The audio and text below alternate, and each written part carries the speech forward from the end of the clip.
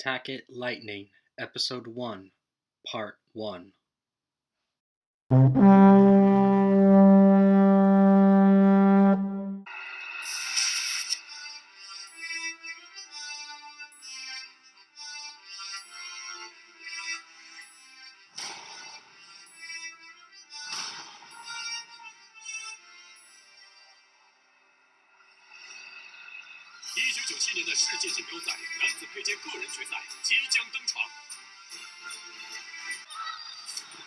现在，双方选手进入赛场。墨之队选手赵振宇，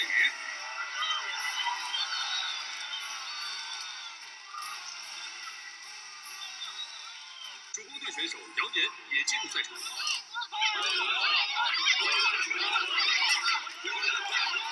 作为中国佩剑队长的他，上个月闪电宣布退出中国墨之队，加入曙光队，引起了大家的争议。现在，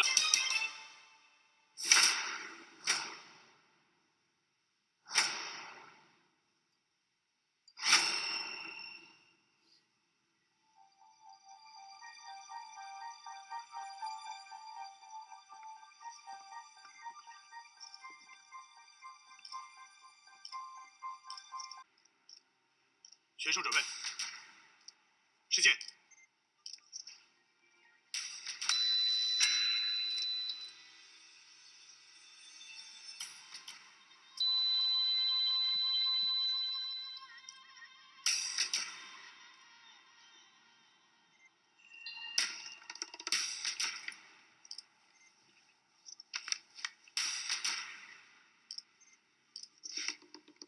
恩盖。Prêt. Allez.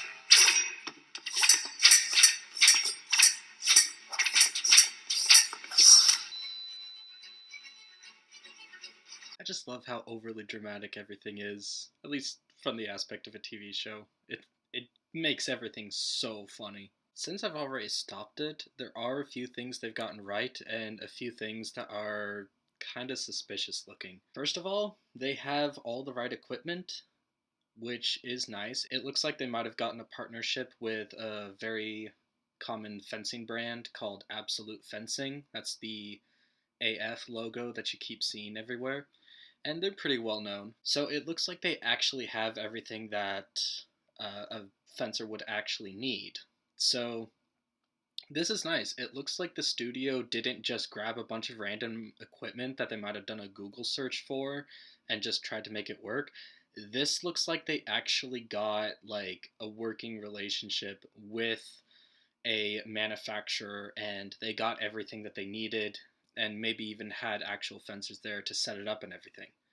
Because the first thing that kind of gives this away is this right here. Now this is a very small detail, but the fact that it's there means that someone must have been paying attention.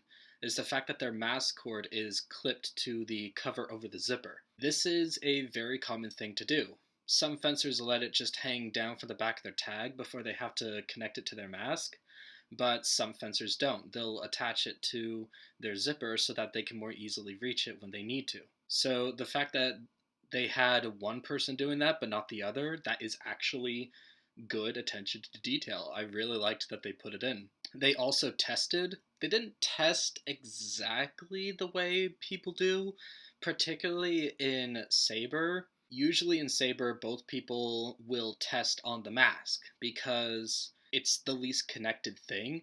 It is connected because it has a mask cord, and if the mask cord comes off, then that's actually enough to stop the bout so that they can put it back on. It doesn't happen all the time, but it does happen.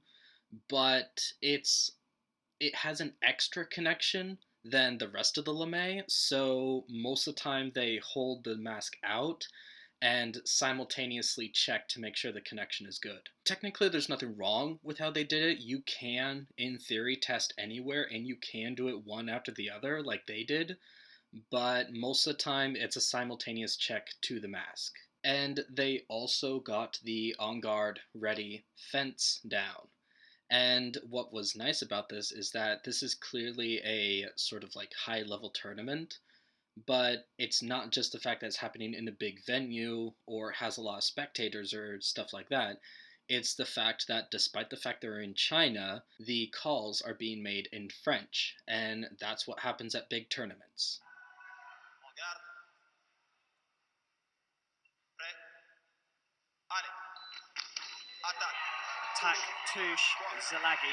French is basically like the official language of fencing, so once you get to high enough levels of tournaments, all the calls are made in French. If you don't know much about fencing, it might seem on the surface that using French terms in a Chinese tournament might be trying too hard, but it's actually on par with what is supposed to happen.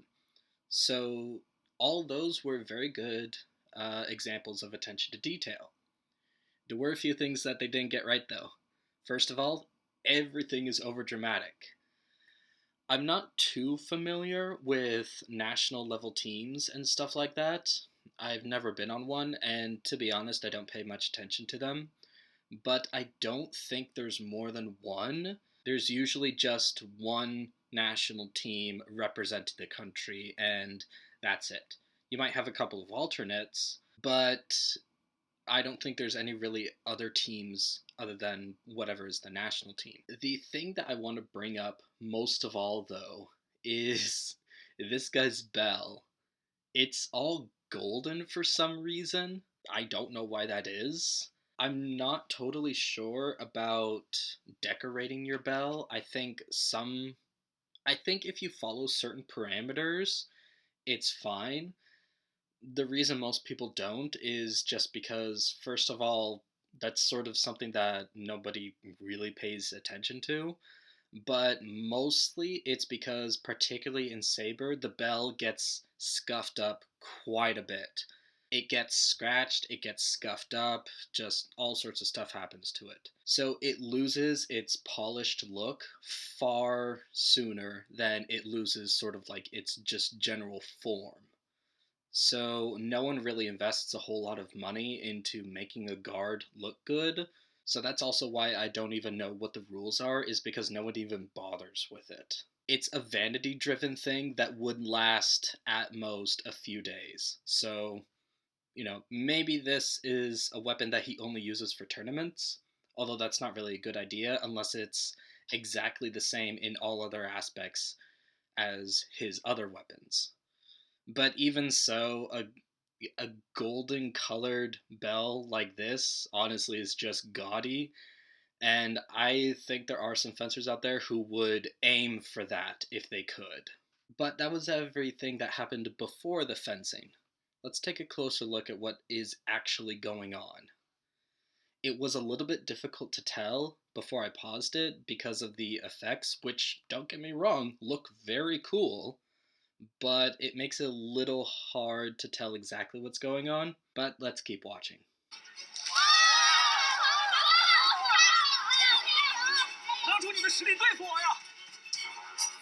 You're not allowed to talk during a bout. 赵振宇选手这场比赛的风格不大一样，以前都是以防守为主的他，今天一直在抢攻，难道是碰到新人对手热血沸腾了吗？杨岩选手则一直在采取守势，进攻不是很积极，难道心中有什么愧疚？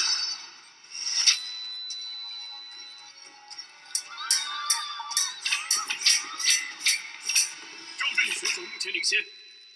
So they're making a lot of assumptions about someone's fencing style based on how they're feeling, which from what I've seen in other Asian dramas is very on par with it, but is obviously an over-exaggeration, particularly in fencing.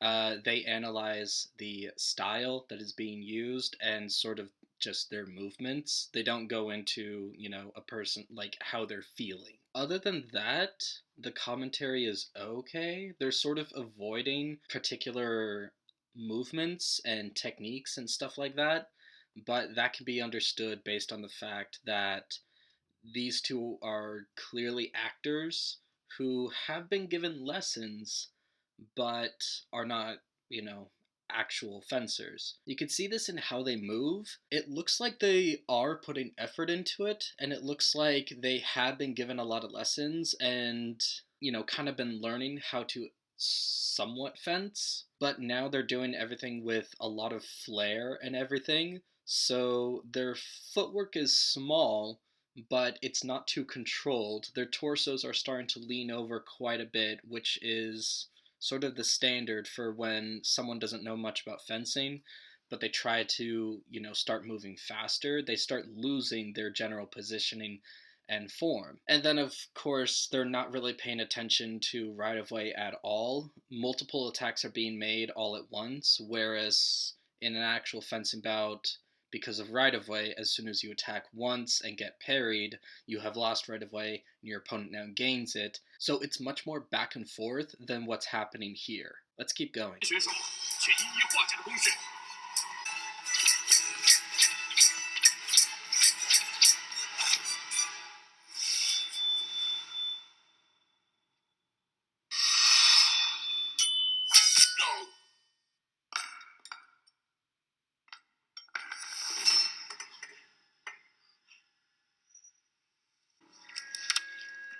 师兄，师兄，快！师兄，当心点！师兄，小心！你怎么样，师兄？师兄，师兄！霍世芳，赵振宇。那是我跟师兄最后一次见面。 That doesn't happen. A fencing blade can break there, and in fact is one of the more common areas for it to break in, but it could not penetrate the mask, even if it happened to break in a way that left it sharp. Fencing blades are designed to break cleanly so that they can't penetrate anything, but accidents can happen. So even if it did happen to become sharp, it could not get through the mesh of a fencing mask. That's the whole reason they're there. I'm not sure exactly what is the standard rating system for how much force a fencing mask can take, but a good way to think about it is how it was told to me a long time ago, how a mask can withstand a small caliber bullet fired at it from point blank range.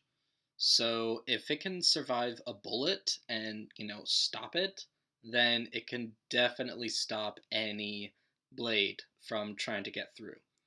You could be knocked down. Once in a blue moon, that does happen, but it could not have penetrated. 冷子峰，你最好带上点护具，我怕我把你打残了。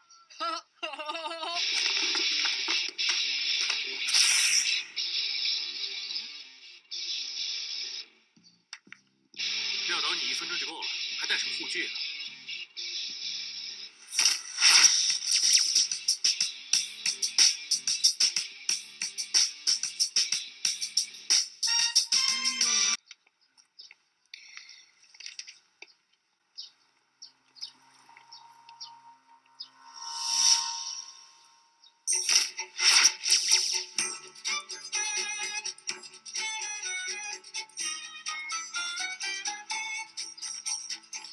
赵一红，今天我们有冤报冤，有仇报仇。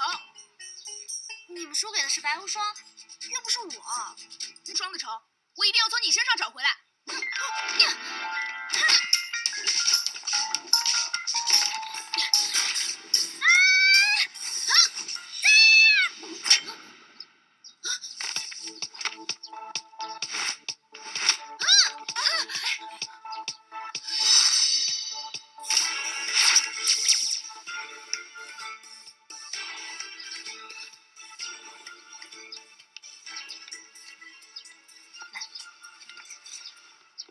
姐，你手下败将又来找茬了，输了比赛就拿我出气。对我有什么不满，咱们剑道上见。再敢欺负我妹，我一定加倍奉还。 First off, I have no idea what fencing ability and the numbers mean. I mean, obviously it's being used as an indicator of how good or how bad they are at fencing, but in case you're wondering, it's not a real measurement. At least not this way. Second thing, please do not try to use fencing in the real world, in something like this with a stick or an umbrella.